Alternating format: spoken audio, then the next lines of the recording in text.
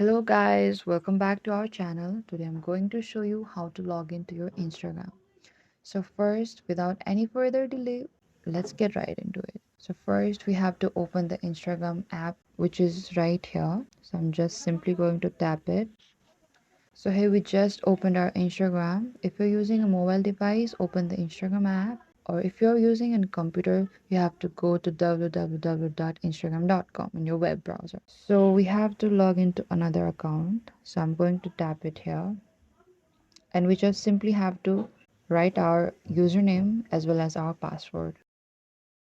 If you've forgotten your password, you can click on the forgot password link below the login fields. This will allow you to reset your password using your email address and phone number associated with your account.